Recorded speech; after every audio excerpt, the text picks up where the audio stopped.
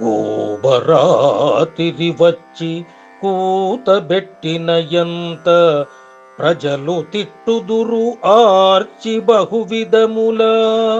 ఆ పంజరంబున చిల్క పలుకకున్ననుగాని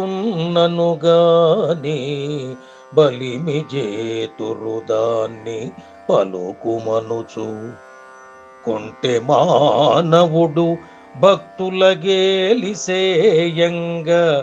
పెద్దలు చీవాట్లు పెట్టుచుంద్రు.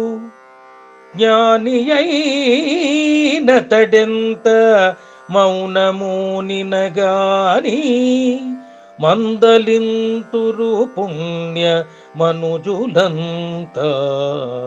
వరుస గుణవంతుడే చిల్క వంటివాడు,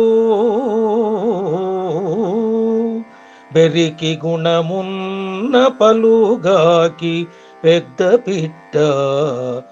చక్రధర ధర్మపురిధామ సార్వభౌమ నరహరి భక్తజన కల్ప నాగతల్ప.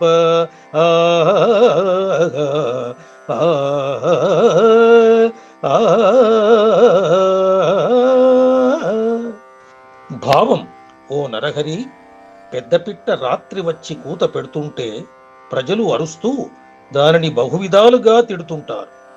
పంజరములోని చిలుక పలుకకున్నప్పటికీ దాన్ని బతిమిలాడుచూ మాట్లాడుమంటారు. కొంటెవాడు భక్తులను అవహేళన చేస్తుంటే పెద్దలు చీవాట్లు పెడుతుంటారు. జ్ఞాని అయినవాడు మౌనంగా ఉన్నప్పటికీ అతనిపై గౌరవంతో పుణ్యాత్ములు మాట్లాడిస్తుంటారు.